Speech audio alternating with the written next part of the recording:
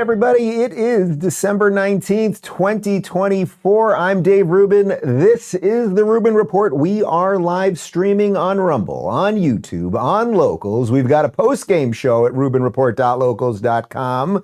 And today's program, what you are watching right now, is our last live show of the year. This is it. We got the holidays coming. It's Christmas, it's Hanukkah, it's New Year's. It's time to spend some time with friends and family. I release my minions to do whatever they do. Tomorrow's show will be with tech guru Joe Lonsdale, which we taped a couple days ago. And yes, we're doing a Rubin Report Locals community Q&A. I'm going to catch you up on a couple other things. I'll share some thoughts at the end of the show in about 50 minutes or so on just what an incredible year this has been. And we pre-taped a whole bunch of stuff that'll get you through Christmas and everything else. We did a really fun video about Christmas, which we'll put up on Christmas Day, explaining the importance of Christmas. We did the same thing for Hanukkah, which we'll put up the night before. It's nice this year. It doesn't happen that often where Hanukkah and Christmas actually fall on the same calendar date, so that's pretty great.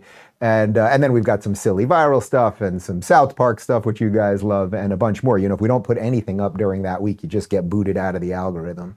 So we do have to put some stuff up, and I think you'll enjoy it, and it's fun, and it's silly, and it's largely non-political, and a best of, and a bunch of other stuff. So yes, this is our last show. It's been an absolutely wonderful year. And well, let's just dive right in, because yesterday was an interesting day. For those of you that have been tracking me since the Rubin Report started back in 2013, I had a whole life and career before that in the stand-up world, and I had a show on Sirius XM and a bunch of other stuff. But the Rubin Report began in Los Angeles as part of the Young Turks Network in 2013.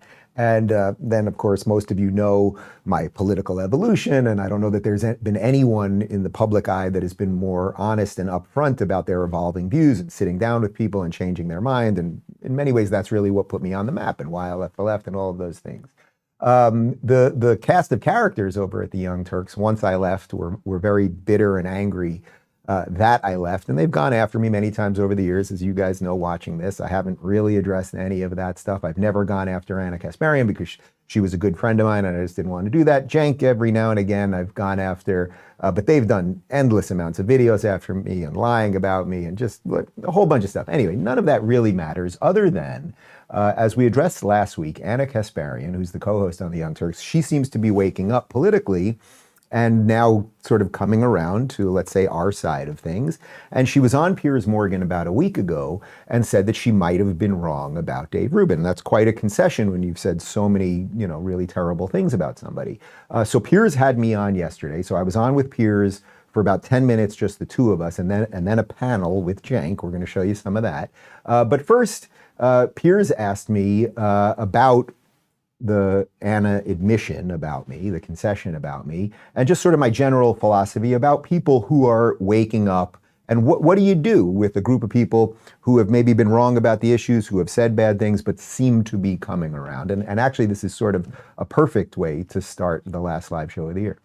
Dave, there we have it in all its inglorious fashion, all the digs she had at you, then what she said on mine, which she herself, of course, was pivoting. What's your response? Well, first off, I should note you don't have 10 years of videos of me saying anything about her, because we did leave on good terms. As a matter of fact, when I told her I was leaving, we went to Zinc on Melrose. I took her out for sangria, and she cried that because I was leaving. And I was bringing my producer with me. But putting that aside for a moment, if I can't explain any of my ideas, well, somehow this became a New York Times bestseller where I lay out all my classically liberal beliefs, and I've discussed them with you many times, and I believe in laissez-faire economics, and I believe in individual rights and all that. But what I would say, I think she's a little confused and perhaps was lied to by her employers about some of my behaviors or something like that. But I love the idea of anyone going through their own political evolution. You know, one of the things is that people go through it often in varying speeds. So I always say some people swallow the red pill and some people snort it, right? Some people just wake up overnight and they fully see it. I think one of the things that you have to do when you wake up is realize that many people have gone through this before you and that you might have wronged some people on the way there. So I was very glad to hear her say that she might have been wrong about Dave Rubin. Look, all it takes, honestly, like I know you know this, Piers, you've been in this game longer than me. You don't get any apologies in this business, and I don't like making things really about myself in that sense. But genuinely, if there was a mea culpa there or just a simple apology, maybe I didn't see things right about you, Dave, or whatever, I would gladly welcome anyone. All right, so I think you guys can see that's pretty consistent with my spirit and with the way I conduct this show, and that, you know, people say bad things about you. Look at Donald Trump. Donald Trump says bad things about people, people say bad things about Donald Trump, and then they end up working together. Donald Trump used to say horrible things about Marco Rubio. Marco Rubio used to say horrible things about Donald Trump. Now he's going to be his Secretary of State. And you want to give room, especially, I would say, with the amount of people who have woken up, been red-pilled in this last year and a half, with this wide tent movement that's coming. We're going to see all of these people who really were sort of crazy, you know, out of control, identity politics, you're all Nazi leftists, they're going to be waking up, and you want to make room for them without abandoning your ideals and your beliefs. And, you know, you hope that maybe the apology or the mea culpa comes around. So anyway, it was a really lovely conversation. And Piers, if you're watching today, I appreciate you giving me the chance to say that, because it's nice to do it in some sense on someone else's show than just doing it here. But then there was a panel, and on the panel was my old boss and Anna's co-host, Cenk Uygur. And one of the things that Piers and I discussed is that, you know, and you guys know this, the left they're not particularly good at challenging your ideas, right? They attack you and they impugn your motives and they say bad things about you and they label you and all the rest of it. And then, as if a gift from God, well, here's Cenk. So Cenk, I mean, many people saying if you carry on down the road you're going in the last few weeks, you will be a fully fledged member of MAGA before we know it. Yeah, there's absolutely no chance of that. I'm not like Dave Rubin, a giant sellout fraud who changed all of his positions and is totally useless and it shouldn't even be on here. He's just a waste of space. Wow. Really? After what all Dave said about coming together? Yeah. Yeah, no, got no interest in coming together with utter frauds like Dave Rubin.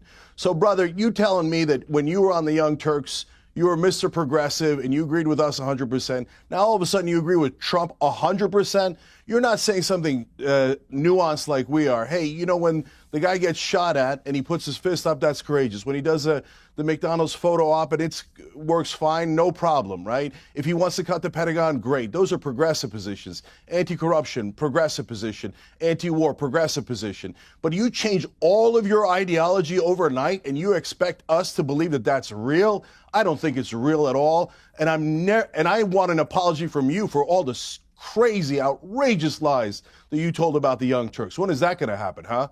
Wow. And when are you going to admit that you changed all your positions for money? Okay.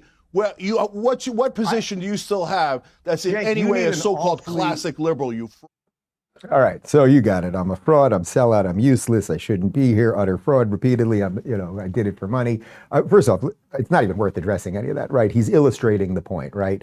At no point, and we'll show you another clip in a moment. At no point does he ever say something that I now believe that's actually true that he can get me on, because he can't. And as I said, I wrote a book on all of my beliefs and all of these things. I'm actually only doing this segment as a sort of like footnote for the end of the year on that. I think 2025 is going to be about widening that tent, building those bridges, but we're not going to bring over everybody. Like, we might bring over someone like Anna, but this guy is clearly not getting there. And, you know, again, he would need only look in a mirror if he wants to figure out who did things for money or anything else.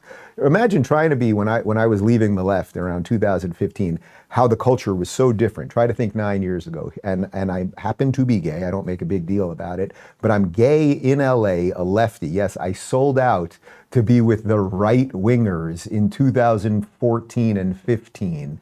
And I had no idea if my career was over when I started telling people what I thought. The amount of hate I was getting, I literally developed an autoimmune disease. As many of you guys know, I developed alopecia areata and I lost about 40% of my hair because I was getting so much unbelievable, endless hate. When I left the Young Turks, I went independent. When we started doing that, we had no idea if we were going to even have any money. David and I left that place. It was both of our salaries and we had maybe $5,000 in the bank. Anyway, not very important. But here's now Piers defending me, which was nice, and just a bit more. Dave? Piers, it's barely worth responding to this ridiculous buffoon who's the joke of the industry. I will say this, Cenk, I haven't spoken to you in 10 years. Even right when you're thinking you're a total fraud. I don't think he's a fraud or a joke. I think Dave Rubin is, for what it's worth, I think Dave Rubin is one of the most influential and significant voices out there right now. And I admire his honesty about the journey he's been on, Cenk. Piers, I appreciate that, but the thing is, what Cenk just proved is exactly what everyone in America, and I would say all over the world, is getting over. Nobody wants what he just offered up there. Not only does no one believe it, and he had it prepackaged and ready to go, and it's complete drivel. Yes, I sold out. It's so nonsensical. Again, Cenk, I'll gladly send you a signed copy of the book, and you can read all of my thoughts. And if you're anti-corruption and you're anti-war, you should be on the Trump train. But your endless hatred, the division that you sow, calling everyone racist and white supremacist, all of that stuff, it's why you're not respected. But I don't mean to get into the personal side of that. I'm talking about now something that culturally has shifted, and everyone can see the grift that you're up to, trying to sort of dance with the thing. But it's just not necessary, and I don't think that many people will buy it. Okay, so again, it's just endless attacks from him, and he can't come up with something that he actually thinks that I say that I don't believe, so then I kept pushing him on that. When you have people like Dave Rubin switch all of their positions, what happens is when you go to do nuance and you say, hey, guys, hold on, let me explain. Hold on. Yeah. Hey, go pleasure Trump again. Go pleasure Trump again. Do you know that he goes from Bernie to Trump and pretends. Come on, brother. Come on, brother. I tell people what I believe in. What do you believe in? You believed in something yesterday. It. You don't believe in anything today. Yeah, what position? What position do you think I hold that I don't honestly believe? Can I answer the question? Yeah. Can I answer the question? Can I answer Trump? Yeah, what position do I say that I believe that I don't really believe? Go ahead. Brother, you went on Fox News with Tucker Carlson. You went on Tucker Carlson on Fox News and said gay people, that the fact that the fire department was recruiting gay people was why there was forest fires. You're a national embarrassment, okay? Right. You pleasure those guys for a living. You can pull up the clip tomorrow if you want. Okay? I was talking about diversity, equity, and inclusion, that you shouldn't hire people based on their genitals or their sexual orientation, and we now all know that. You have been one of the prime pushers of all of this neo-racism. I believe in meritocracy, that whether you're going to be a doctor or a firefighter or a basketball player or anything else, you should be hired on your qualifications, not your genitals or sexual orientation or skin color. Yeah. That's actually America. So you can keep trying here. All right, it's killing me not to do more personal insults with him, with the sweat and the ogre-like affect and all that. But I'll try to let that be. But again, he had nothing. Like, it was like, tell me something that I say I believe in, or that I've written about that I believe in, that I don't believe in. The best he came up with was that I believe that gay firefighters are causing forest fires, which of course was nonsense. I did go on Tucker and talking about how fire departments and police departments, et cetera, were using diversity, equity, inclusion to no longer hire the best people. And if you hire someone because they're gay or because they're black or because they have a lazy eye, you are not going to hire the best people. But that just sort of perfectly illustrates the ridiculousness. And anyway, I think we're going to leave that there for now. It was, in some sense, it was just like, it's been 10 years of not addressing it at all. And how sad for him. We do have one last thing, though. Connor got a hell of a screenshot in the middle of this thing. And yes, a picture is worth 1,000 words. There's Cenk with his sweat rag. All right, guys, we're going to get off me for a moment. Not get me off, that's something else, different show. We're going to get off me for a moment and talk about this giant spending bill as we roll into the end of the year. But first, a bit from TWC Medkit. The holidays are here, and so is sick season. Sinus infections, strep throat, respiratory bugs, you name it. With everyone traveling and gathering, illnesses spread like wildfire. But this year, you don't have to let sickness ruin your plans. Why? Because this little blue case is your portable urgent care solution, packed with essentials like ivermectin, Z-Pak, amoxicillin, and 6 other prescription medications. The medical emergency kit from the wellness company keeps you prepared for whatever comes your way. No more scrambling for last-minute doctor visits or winding up in urgent care during precious family time. This kit empowers you to take control of your health proactively so you can focus on what matters most. Here's how it works. The wellness company's expert medical board has created a comprehensive guidebook with treatments for common issues like UTIs, strep throat, bacterial infections, and respiratory illnesses. Simply fill out a quick digital intake form and your kit arrives at your doorstep in as little as 1 to 2 weeks. This holiday season, don't let sickness call the shots. Take charge with the medical emergency kit because your health shouldn't take a back seat to red tape or inconvenience. Travel with peace of mind this holiday season. Order your kit now by heading over to twc.health/Rubin and use code Rubin to save $45 off plus free shipping. US of A residents only. You know, I just had a thought while that thing was playing. You know, in the 10 years since I left, as I mentioned up top, I've never done a show about Cenk, right? I go on other shows every now and again. Someone will ask me something about him. They've done a ton of shit on me. It is what it is. But having just rewatched that after living it yesterday, remember the end of Pee Wee Herman's Big Adventure? And they're like, are you going to watch the movie? And he's like, I lived it.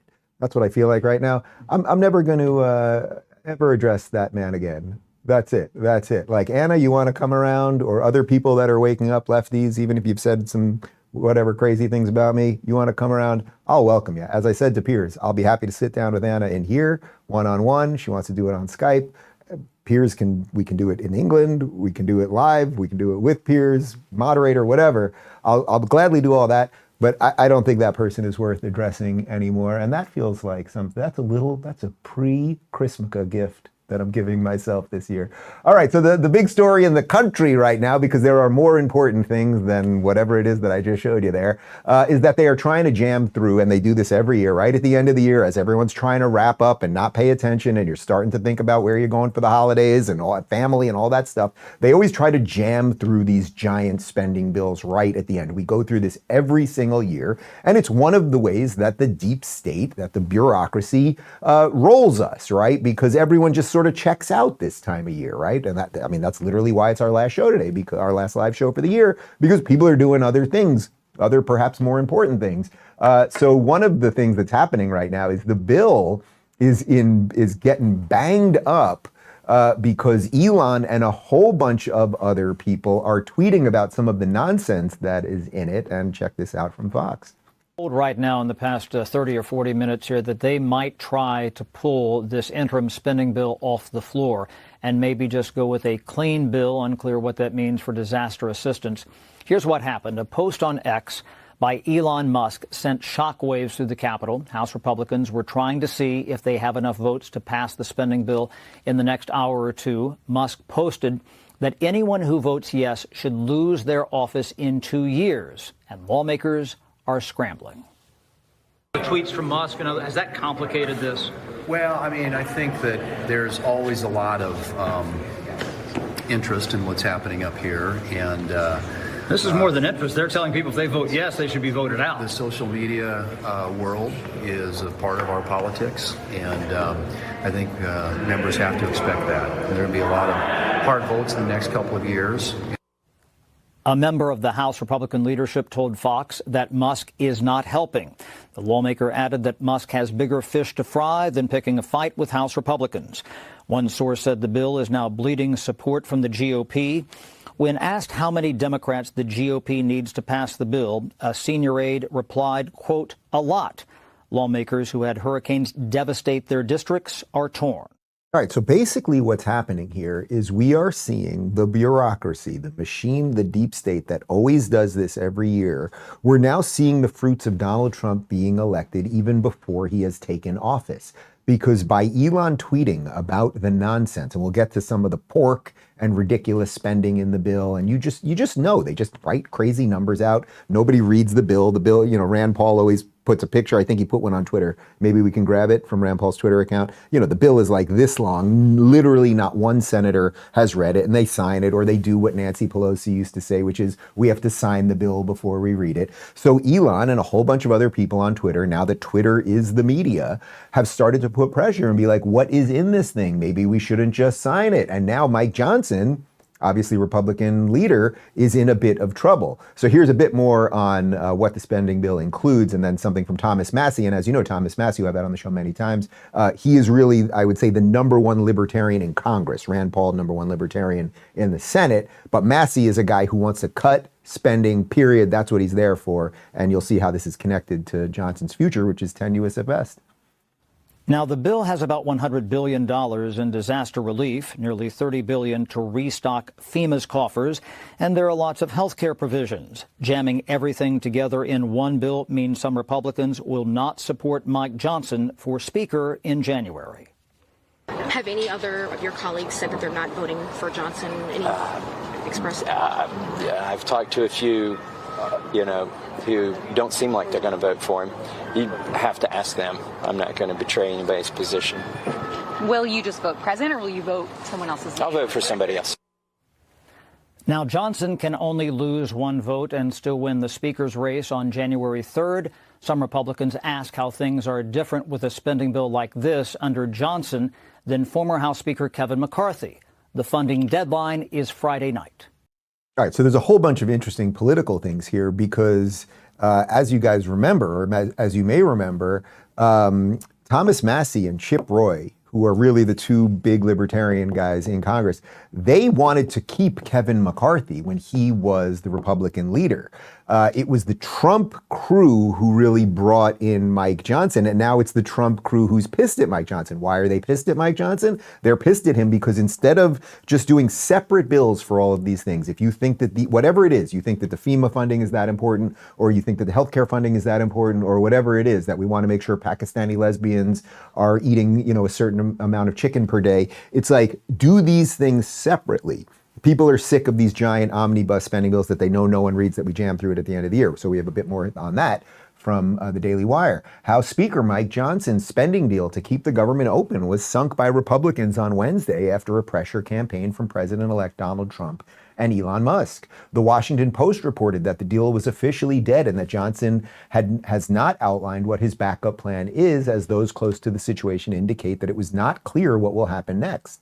Sounds like the ridiculous and extraordinarily expensive continuing resolution plus is dying fast, but can anyone imagine passing it without either terminating or extending the debt ceiling guillotine coming up in June? Trump posted on social media. Unless the Democrats terminate or substantially extend the debt ceiling now, I will fight to the end. This is a nasty trap set in place by the radical left Democrats. He said that the Republicans need to pass a clean, continuing resolution without the bells and whistles that Democrats are seeking to score for their political agenda.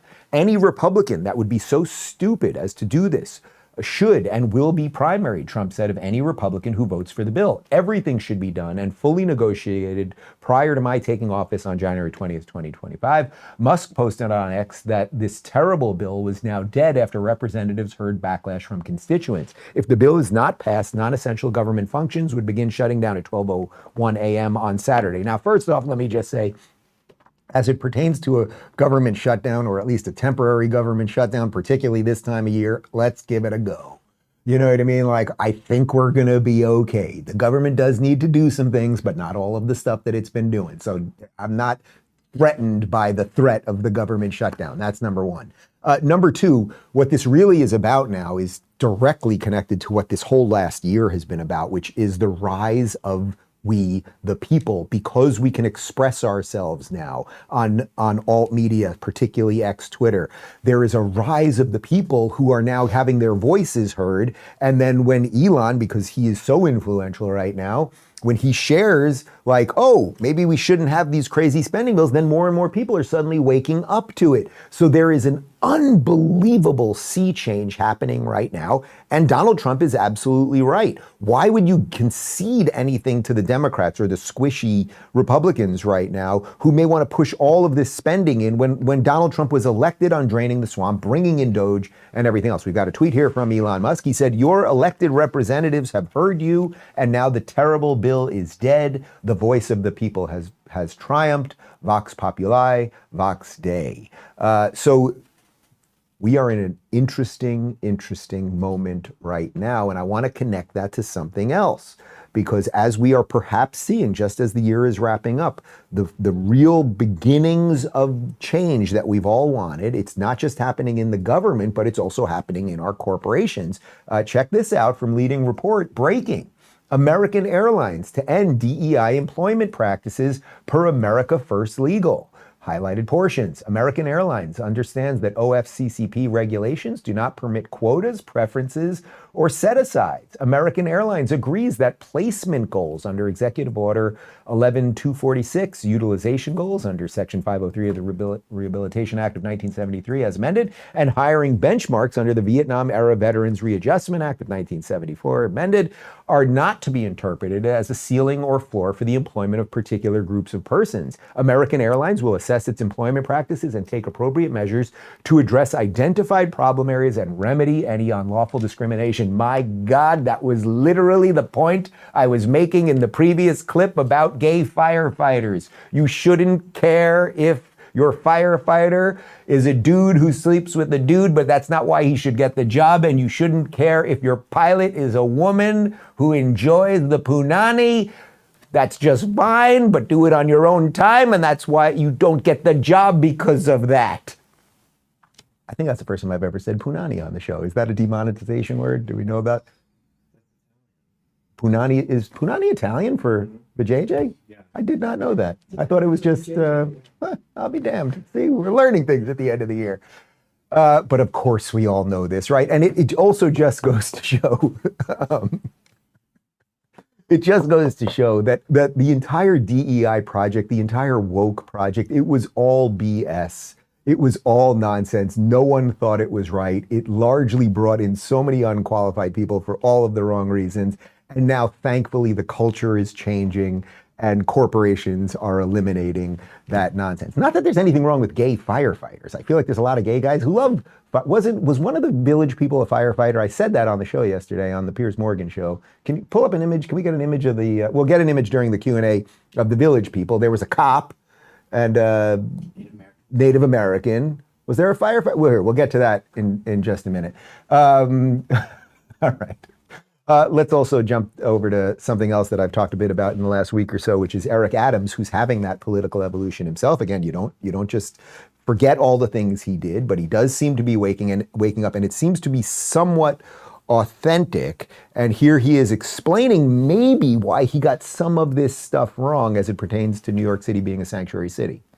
So you have been strong on those issues. I look back at the things that you were saying over the years. Obviously, you spent decades as a New York City police officer, but when you came into office, you were asked on ABC if you were concerned that being a sanctuary city was going to create a magnet to New York. And here's what you said. Not at all. This city has always been a sanctuary city, and we've always managed those who wanted to come to New York City to pursue the American dream. But now, people see Tren de Aragua in Times Square. They see gang members and criminals who are getting arrested and getting released, put back out on the street. $6.6 billion on migrants in New York City. People complain that the city is dirty. What do you say to those who say that your turn on this, and you're sitting down with Tom Homan last week and talking about making us safer New York, came too late? Well, and this is why this is so important, to be able to not have a bumper sticker understanding of a policy and a person's belief, but engaging in real conversations, which we don't do that much often anymore. Sanctuary city is totally different from a man-made crisis that we saw. This is what sanctuary city states.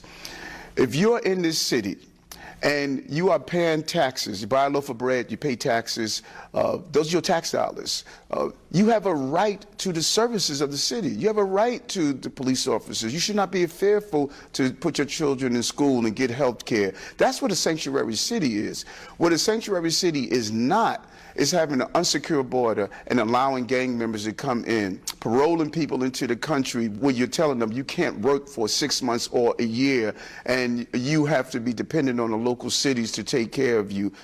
All right, so I would leave it to you guys what his intentions are, right? We started at the top of the show, like, how do you know what someone's intentions are? How do you know what actually is deeply in their mind? I can only analyze what he's saying there. I would say largely the bumper sticker for him would be, well, the road to hell is paved with good intentions. So if we're giving him the best version of it, his intentions were good. There are some illegals here, and they are here whether we kind of like it or not, and thus we are a sanctuary city. So if they pay taxes, then they should get some services. That would be like the best version of it. But I would say that the reason that the road to hell is paved with good intentions is that your good intentions then led to a situation where Democrats were voting for people who were opening up that border to send people to your city, to, you know, basically have your services collapse and bring in the Venezuelan gangs and the rapists and the fentanyl and everything else. So whether his intentions were good or not is largely irrelevant. If he's truly going through the, boy, I kind of screwed some of this up and now I'm going to evolve properly, and I sense it's going in that direction with him,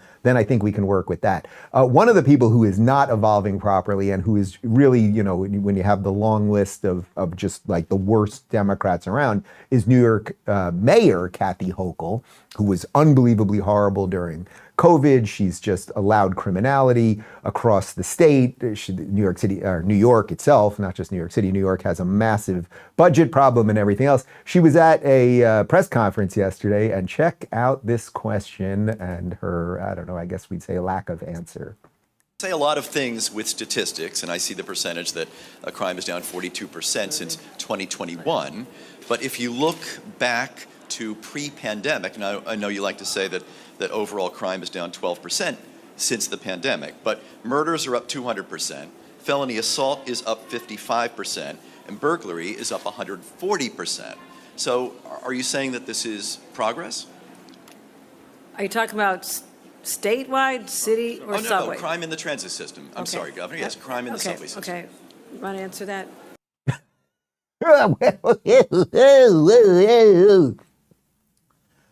Congratulations, lady. Like, I don't know how you got reelected. Well, I guess I do. The machine in the mainstream media still confuses a certain amount of people. 450,000 decent people fled your state and everything else. But I would just say good luck. Good luck to New York. I think New York largely will start turning in the right direction because there'll be a Trump sort of leak into the states that will fix some things, but you're still stuck with that highly inefficient, dishonest, awful human being. Guys, let's talk about Ledger for a moment, and then I believe we have a picture of the Village people coming up right after that.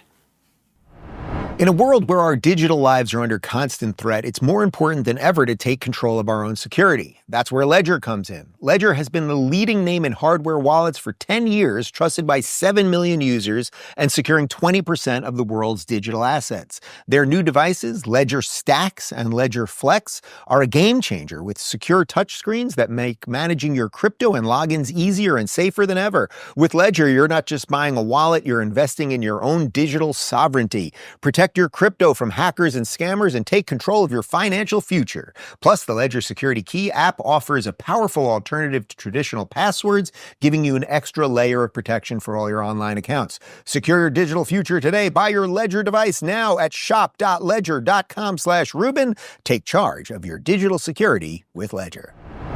All right, more important than anything we've talked about on the show in this omnibus spending bill and the end of DEI and all that, I believe we have a picture of the Village people here.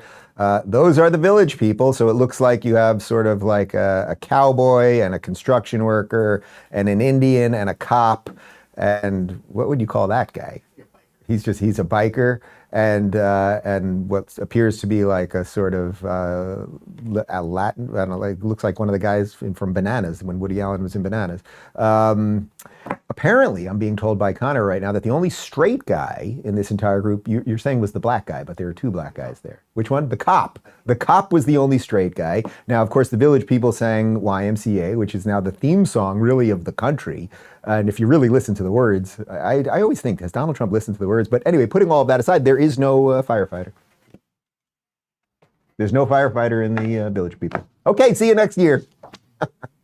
All right, let's get to a RubinReport.locals.com community Q&A. Here we go. Dave Dinsmore, was there anyone you immediately thought of when Trump was declared? Was there anyone you immediately thought of when Trump was declared winner of the election? For me, it was my dad and Rush Limbaugh. Both must be looking down and smiling. It really is the most incredible comeback of our lifetime. You know, I don't know that there was anyone specific, but, you know, we did that 7-hour live stream and we had 20 some odd guests. I mean, I think we had the most star-studded, fun election night coverage. It's one of the things I'm most proud of professionally all year. It was just such an absolute blast. And we had over 1 million views on the thing. Like, it was just great.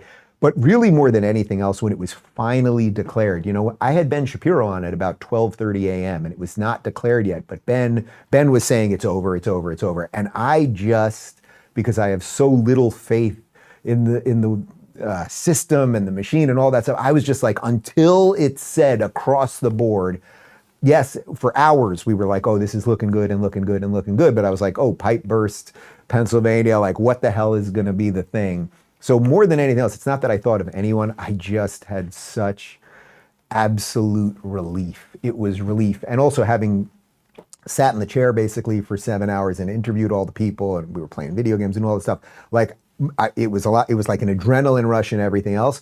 So that when it finally came across, it was this massive relief. And then we ended the show pretty quickly after that. I was like, okay, I don't need a concession speech tonight from her. I don't need the acceptance speech from him tonight or anything else. Like, I'm going to bed and we'll pick this up tomorrow. But it was an incredible night. And I think all of us will remember, you know, there's weird seminal moments, sometimes great ones and sometimes horrible ones where you always remember where you were when it happened. Like, I'll never forget when my phone rang in my tiny little apartment on 90th and 1st, my little Nokia cell phone that I had just gotten, black and white phone, the morning of 9/11 in New York City when my dad called me.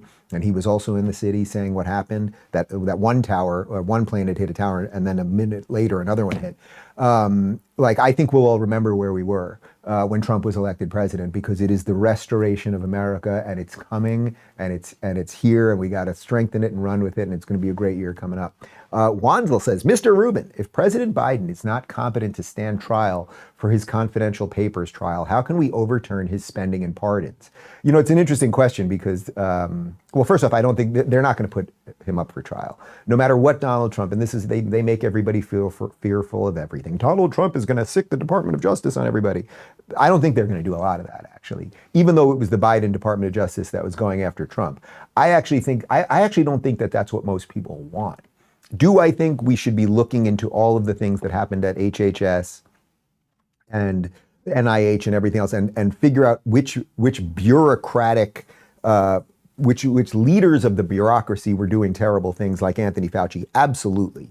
Now, is it good to throw Fauci in jail, or is it good to throw Biden in jail? You can't start going after presidents like that, because once you do, one party will do it, then, you know, things are cyclical, and then the next party will do it, and you'll end up in a banana republic where no one will ever want to run for president. No one ever will want to do anything that's remotely controversial or even interesting in any way. It'll just all be in service of the machine, because that way it's your way of making sure the machine doesn't turn on you. Now, as for the people who say forced injections on people, who forced them to make medical decisions they didn't want, who locked them in their home, who caused businesses to close, I think you could start looking at some of that. I don't know that throwing people in jail is exactly right, but firing a whole bunch of people, which is on the way for sure, yeah, I think you could do that.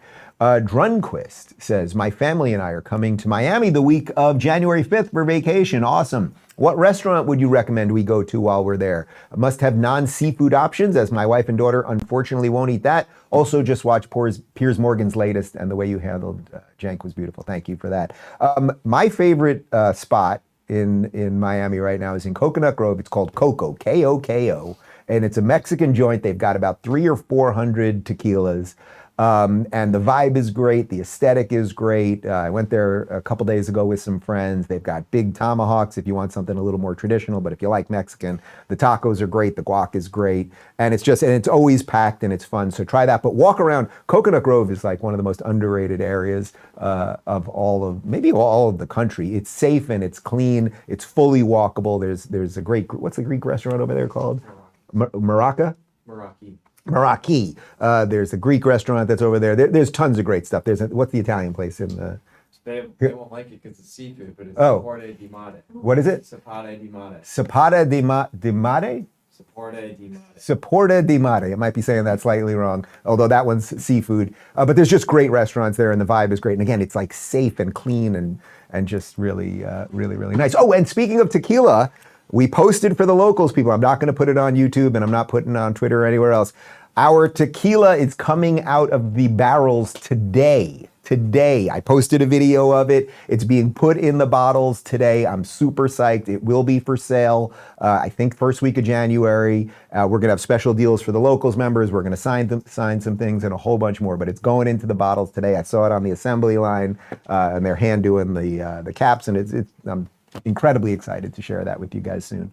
Curtis says, Dave, with the recent changes due to the November election results, do you think that it's time to push harder for the Convention of States to offering new amendments to the Constitution? Have you been involved in any movement to encourage this? So the Convention of States, so it's an Article 5 Convention of States. Just we wrote out a little something here because I wanted to explain it to you sort of just right. It's basically the ultimate constitutional tool given to us by the founders to empower us to hold the government accountable. The process has numerous safeguards to prevent its misuse and enjoys overwhelming support from the American people. Okay, so that's from the Convention of States website. But the idea basically is that if the government gets too big, that the states can come together and start figuring out how to reorder things, how to scale everything back. That's like the most simple explanation that I can give you. I have had a little bit to do with the Conventions of States. PragerU did a video on Convention of States that you should check out if you really want to know a bit more about it granularly. I would say actually at the moment, because of this incoming administration, because of DOGE, because of the level of competency that seemingly is about to be ushered in, I don't know that we need to be dealing with the Convention of States right now. Had Kamala won and the federal government would have been growing and growing and growing and growing, then would it be more important for several states to come together and say, okay, maybe we need to deal with some of these issues ourselves and separate us from this nonsense? Absolutely. We're not in that situation at the moment, so I would say pause on it for a moment, but do check out the Convention of States video on PragerU, and I guess the proof will be in the pudding once Trump's in office. Lynn says, do you like candles or electric for your menorah? I'm still old-fashioned and still do candles. Do you also find it's some sort of spiritual sign that the first day of Hanukkah and Christmas fall on the same day this year? Oh yeah, well, I referenced that up top. I absolutely love that. I love that. You know, growing up, my two best friends, one of them was Italian, one of them was Greek. So we used to, they would come to my house and light candles with us. We would go to my buddy John's house and we'd put ornaments on the Christmas tree. And then we would go to my buddy Ari, who's Greek, and they do Greek Easter and Greek Christmas. Like, we shared all of those things. I love the fact that it's falling. Sometimes Hanukkah falls like 3 weeks before, but it's nice when the bulk of us can all celebrate holidays together, and there's definitely a spiritual connection that I think we'll all feel because of that. So I think that's absolutely great. And yes, we do actual candles. The menorah we have, I got when I was in Jerusalem. We have a few of them, but the one that we use now, I got when we were in Jerusalem on the last trip to Israel. And you'll see in the Hanukkah video that we're going to put up on the 24th, because the 24th is the first night of Hanukkah, if I'm not mistaken. You'll see in the video that we put up, it's so interesting. The story of Hanukkah is the story of the Jews, the Maccabees, defending the Judean hills from the Greek invaders. The Judean hills are what we now call the West Bank, where AOC and Rashida Tlaib and Ilhan Omar want 0 Jews to live. But literally every Jew on earth celebrates Hanukkah. Most people understand Hanukkah. It's a historical event. It's not just some magical thing. And the Jews have a little something to do with it. So AOC is going to send out a tweet saying, Happy Hanukkah. And it's like, you bitch, you have no idea what you're talking about. And I don't accept your Happy Hanukkah. Talway says, Dave, after your appearance on Piers Morgan, do you think the vitriol Cenk shot at you was real, or do you think that maybe he's afraid of changing maybe he's afraid his positions are changing. He's coming more to our side, and he's afraid of what that might mean for him and the Young Turks. I mentioned I'm not going to talk about him anymore, but just to deal with the question. No one is that hysterical and over the top and angry and everything else. I would say he's like a crisis actor. He's just like a crazy. One thing when I used to be on camera with him is that we'd be doing the show and I'd be co-hosting the show, and he'd be screaming and literally throwing papers, and he sweats like an out of control like meth addict, and he'd be spitting all over the place and screaming. And then they would cut to break and he'd be completely fine. He'd be like, "Are we playing ball tomorrow?" Blah, blah, blah. And then they'd be like, "We're live in 5, 4, and then blah. So it's all fake. I don't know. Again, I don't know what's in his heart. I don't really care. They've become largely irrelevant. Like, they ushered in a lot of this madness. He sees the madness going away and he has to figure out a new thing. But I don't need to play the game that he's playing with me. So hopefully that now can officially be the last time I ever mention it. I'll Fight You Naked says, Dave, do you think you could suggest visiting press secretaries on slow news weeks? Oh, that's interesting. The American people need to see Michael Malice take questions from the enemies of the people while dressed up like Corinne Jean-Pierre in one of those tacky zoo suits, and yes, in blackface. That's actually not a bad idea. So the White House press secretary is going to be Carolyn Leavitt, who I think is going to be excellent. I think she's going to definitely do a really fine job, and she seems hyper competent and ready to roll. But they do bring in people, right? Corinne Jean-Pierre used to sub in for Psaki before she took the job. That would be kind of like if I got the call, if they were like, Dave, it's a Friday, and Carolyn's not there, would you handle some of the questions? Like, I would love to do that and play with the media and whatever. Like, that would be fun. I don't think that's that out of the question. Malice in blackface, that might be pushing it, but the culture is changing, so who knows? But wouldn't that be something if just like every now and again, and that's not out of the toolkit, just like, I'm going to just start bringing in all these crazy people and let's just see what happens. It's a bit of a show. It is, whether you like it or not. And maybe. Let's talk about home title lock for a moment and more questions on the other side. I want to tell you guys about a crime happening in the United States called house stealing, also known as title theft, where criminals can transfer your home's title into their name with just a single document and wipe out your equity without you even knowing. Many of you know I recently moved to Florida, which, like all other states, has become a hotbed for these crimes. In Sarasota, Home Title Lock caught a cyber thief from New York trying to sell a family's property on a popular real estate website. The thief had fraudulently changed the title, but Home Title Lock quickly detected it and restored the title back to the rightful owner. Imagine if they hadn't been subscribed to Home Title Lock. It could have been disastrous. If you're not monitoring your title, these criminals can get away with this, leaving you, the homeowner, to deal with the aftermath in court. The best way to protect your equity is with triple lock protection from our friends at Home Title Lock. Triple Lock is 24/7 monitoring, alerts, and restoration services.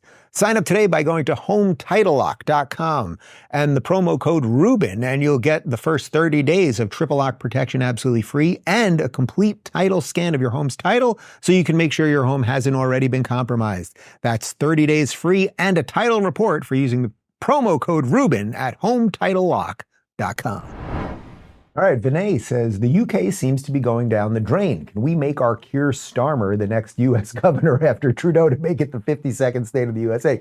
So, of course, this is the joke that Trump has been putting out on Truth Social, that, Trudeau came, he kissed the ring, and now suddenly Trudeau has a whole bunch of problems because Trump was basically like, we're not going to have this discrepancy when it comes to trade. Why are we getting screwed by Canada, of all countries, to the tune of billions of dollars? Also, you guys aren't protecting the border properly. Now Trudeau, because he's surrounded himself with a bunch of left-wing nutbags, his whole government could collapse at any day now. So Trump is basically like, all right, if Canada's not going to work with us, why don't we make them the 51st state and then we'll figure out how to work with them. It's of course, it's a joke. It's a joke, but it's also, there's a truth to the joke. That's what makes a good joke, which is, okay, you guys want to be like you're pretty damn close to us geographically, right? We're connected. We got a long border, but you want to be close to us sort of culturally and economically and everything else. Well, you better start behaving more in line with our values now, rather than just taking advantage of us. And I would say, as it pertains to Keir Starmer, who's in a hell of a lot of trouble, and rightfully so. I mean, he's been absolutely awful for the UK, and the UK is getting prime ministers like faster than anything these days. I would say a lot of things will change just because Trump is in office, period. Most leaders who aren't completely crazy leftist windbags, we'll see the tides shifting, right? And then they'll start getting some of the wind. So let's put it this way, as the American economy gets better, and so as our interest rates go down, as inflation goes down, as you start seeing things loosen up, things start loosening up when it starts here, and then they'll start loosening up across the country. And then you just might see a couple people start doing some sane things. So that actually might bring Keir Starmer back to the center, let's say. But either way, the guy's got to go. He's basically a socialist and has been absolutely awful. Meme Machine says, Dave, do you get nervous before an appearance other than your show? No, it's weird. I really don't. I've always felt like this is what I'm supposed to do. And when you're doing what you're supposed to do, if you know what you're doing, like even with that thing that you saw before, it's like I'm being yelled at and someone's saying horrible things. At no point was I nervous or my pulse changed or anything else. It's like, it's just all part of it. You know, when I've performed in front of thousands of people with Jordan or something, I always think, and I used to, when we were on the tour together, I often would take a picture of the mic right before I'd go on stage, and then I'd write something about how words are more important than the sword, you know, something like that. The pen is mightier than the sword. The mic is mightier than the sword. Like, to me, if you're the one with the mic, wow, what incredible power that is. So I never do. I go on all sorts of shows. That doesn't mean I enjoy every moment. You know, someone will be like, you know, you're asking me some sort of ridiculous question, or I might be a little more tired one day, or something like that. But I just don't get nervous doing stand-up or it's what I'm supposed to be doing. You know, it's like, I guess it would be, I'm not comparing myself to Michael Jordan, but like if you took an athlete who really cares about what he does and does the proper prep and everything else, you don't really get, I don't think most of them get nervous. Everyone's wired a little bit differently. But if you're like doing what you're supposed to be doing, then I think you actually have like a physiological reaction to that. Ralph says, hey Dave, have you ever considered bent key for your kids? I hooked one of my left of center friends on it. Now he's been red pilled and listens to Ben Shapiro. I'm pretty sure he even voted for Trump/Republican this time around. The power of good children programming. Who would have thought? So bent key is the child vertical for the Daily Wire. So they have a bunch of cartoons and other kids programming. We haven't gone that route yet because we're doing so little television with the kids. As I mentioned yesterday, they're watching this show Frog and Toad on Apple TV. It's the most pleasant. It's about a frog and a toad, and you call the frog Frog. He doesn't have a name. His name's Frog, and the toad's name is Toad, and the squirrel's name is Squirrel, and I think the bird's name is Bird, and the gopher is Gopher. It's very simple to understand. And they go on these very simple adventures. It's like they go on a picnic one day, or they're playing music one day. It's not fast. There isn't flashing. There, a trans wackadoodle doesn't show up in the middle of the thing. So, and we do very, very little of it. Sometimes in the morning when I'm with the kids, if I'm going through the show and I'm sitting with them for breakfast, like I'll put it on just so that they're not jumping on me as I'm trying to make sure I know what I'm doing. But we really don't do much of that. But I've heard great things about Ben Key. I know PragerU is also doing some kid programming, and I know some of the people behind it that is supposed to be quite good. So look, we can only keep them off tech for so long. We don't do iPads with them or phones or anything else. But as time goes on, I'm sure we'll incorporate some of that. But it really is a challenge because every now and again, there's been a moment where I've put on kids' YouTube for them, and it starts with something that you think is kind of like just nondescript. Like it'll start with something like Bluey is the other thing that we let them watch, which is really just kind of simple, pleasant show. And then once it hits autoplay, it suddenly starts putting you into these wacky things where they just show squishy things with crazy colors and ding-dongs and sounds and all of this stuff. And you're like, man, you are assaulting these kids' brains. So you really do have to pay attention to what you're showing your kids. Colo Rowe says, what is your opinion on data brokering? Should it be illegal? I'm of the opinion that it should, as it undermines capitalism, and the corporations should, as in the old days, compete for our attention and business. That's interesting. Sorry, there's a little bit more. Also, the saying that Google, Facebook, etc. aren't the product we are says that people are like cattle to these big companies. Pretty dark ass. So yeah, basically what you're talking about is, when all these sites, you go on a site and it gets some metadata from your email, like your email address or your location or whatever it is, and they can collect all this information about you, and then they can sell that information to another company. Sort of like, you go on, say, Facebook, and your friend in the comments section mentions something about an umbrella, and next thing you know, you're scrolling on Instagram and all of your ads are about umbrella. In some ways, these things know us more than we know ourselves. And that they can sell that across, Facebook and Instagram are linked, they're owned by the same parent company, Meta, but they could sell that to another third party and another third party and everything else. And you're right, in some sense it undermines capitalism because you're not really competing for attention anymore. Attention's just being sold. Eyeballs are being sold. On the other hand, the selling of it is capitalism. But I would largely say that in some sense right now, as the internet operates right now, there's really no way around it. We have given up, all of us, myself included. If you're on Gmail and you're on Twitter and you're on all these things, you are being data mined. You just are, and it is being sold. I think as time goes on, I think we're going to start to see some anti-technology movements. People escape a little bit from these things. I don't think social media, who knows what the future will fully be like, if they drag us to the metaverse and everything else. But I think people, we've been novices for 20 years as we've built the internet and entered this digital space. And I think people will take back some of their data and some of the ownership of themselves, because you're right, they end up owning you.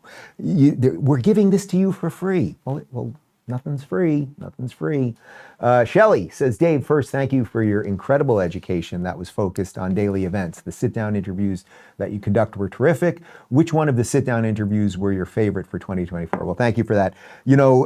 I truly, and maybe this is the one because it's top of mind right now, but the best interview that I did this entire year, I'll ask these guys their opinion too. A couple days ago, we went to Tony Robbins' house in West Palm Beach and we shot it at his house. And I mentioned that we had the Rubin Report party on Saturday, and I was a little banged up. I was losing my voice. There was just a lot of good times, and we went till 4 a.m. I was still just feeling a little banged up. We sat down with this guy, and Tony Robbins is so energetic. He is so positive. He is so full of life and passionate. I said, literally, you'll see the interview. We're going to put it up on, we're going to do it on the Thursday we come back. What's that? January 2nd, I think, right? That'll be January, is it the 4th? We're putting it up on the Thursday Thursday of the New Year. But anyway, wait, not Thursday of the New Year. It's not January 1st. I think it's going to be the 2nd. In any event, that literally halfway through the interview, I was like, Tony, I'm actually warm right now. I was literally having a physical reaction to the amount of energy and positivity that he has. And we talk about that you have physiological reactions to things. It's sort of what I said about not being nervous with things. Like some people get real jazzed up about something, start having a physical reaction, you start sweating, you start getting nervous, your mouth gets dry. It was just great because we just talked. It wasn't really about politics. It was like, what is your role? It was much more Jordan Peterson-like. It was just like, what is your role in this world? And do you have an ability to change things? And the hope that so many people are feeling and how you can take advantage of that and so much more. So yes, that will be up first thing in the new year. And I think you're really, really going to dig it. Elizabeth says, how do you feel about New Year's resolutions? It's funny, everyone always makes like some kind of thin New Year's resolution, something, I'm going to eat better, I'm going to drink less, I'm going to end a relationship or something like that. My New Year's resolution last year really was to just get in better shape one way or another. Not that I was in bad shape a year ago, but I really am in the best shape of my life right now. And even despite the last couple weeks where, as I keep saying, like just people lose it between Thanksgiving and Christmas. But I started largely doing the carnivore, which I've been doing a little bit longer than that, but making sure that I exercise pretty much every day. I play basketball a couple times a week. Today I'm going at 4 o'clock, I'm getting PRP. That's when they take your blood, they spin it in a centrifuge, and they inject it back in you. My shoulder's been bothering me from lifting and playing basketball so much. I was playing last night, and I was like, man, I can't shoot right now. And they put that in you, and it helps regenerate some things. I'm doing that also for my knee today. And then just being out there with the kids. I want to make sure that, I became a dad at 46. I'm 48 now. I want to be able to run around and do all those things when I'm 65, 70, and beyond that. So I think I did hold to it this year pretty well. I would say my resolution mainly for next year is I feel so good about everything we did here. I feel like my life kind of really gelled this year, and that next year I think we can scale this in many, many ways. We have a couple of projects that I've been sitting on that are about to come to fruition that we'll announce at the beginning of the year, and some other new business ventures and some other things, and then just try to be the best dad I can be and husband and all that other stuff. Guys, that is the end of the year. What a Could I just see a little tear pop out of your eye? This is our last show for the year. I really want to thank everybody for, and this show feels like a sort of perfect ending to the year too, for really just an absolutely incredible year. We're going to put up some numbers on social media at the end of December that'll illustrate what happened with the show this year. But I've been doing this for a long time. Like, I meet young YouTubers who are always like, "Oh, Dave, you're like one of the OGs. Like, I was one of the originals in this thing." And I've had success in this thing for a long, long time. I guess at this point, it's very weird. And this was by far our most successful year, not just because of the numbers, but because the ideas that we talk about on this show literally became the ideas that changed the culture, and I think changed the course of the election and the country and the world. And I think we all, and I don't mean that about me, I mean you and everyone here, we all had a little something to do with it by waking up our friends, by sharing videos, by talking about these things. I know some of our data guys getting us some numbers that I said we'll put up at the end of the year, but I think we're going to close this year with over 800 million views this year alone on YouTube. That's not including Rumble. That's not including Spotify. 800 million. Our numbers, we were up over 100% in virtually every category you could be in. I think there's a lot of reasons for that, and a lot of it has to do with the people that I sit here with every single day, and a lot of it obviously has to do with you guys. But it's been an unbelievably rewarding year. I am looking forward to shutting down for a little bit. We're spending some time. My folks are coming in, and my brother's coming down from Florida, my sister, we're all getting together and spending a couple days together. And I hope that that's what you guys will do too. And I hope that you feel that watching this show every day is not just like the screaming in your ear and making you angrier and feel worse about everything, but that it gives you a little something that you can be like, oh, maybe I learned a little something, or I laughed about something, or I found out that there was no firefighter in the Village People, which I'm still shocked about. So I thank you guys. It has been just a wonderful year. As I said, we'll have plenty of content coming out, including the story of Hanukkah, the story of Christmas, a yearly recap, and a bunch more. Tomorrow at 11 a.m., we taped an interview with tech guru, co-founder of Palantir, Joe Lonsdale. Super, super interesting. More about tech and the changing world than politics specifically. I think you'll dig that. As I said, the first interview back is Tony Robbins. The tequila comes out, I think, first week in January, which is going to be awesome. And I can finally tell you the name, and maybe we'll do Tequila Tuesdays or something. So I thank this guy. I thank this guy. I thank this young lady. I thank the two guys back there. Are we going to feed them today? We're going to feed them today. You know what? Let's give them a little something today. And mostly I thank you guys. So that's all. Oh, post-game show. You thought you could get rid of me, but not just yet. RubinReport.locals.com in 30 seconds. Ciao.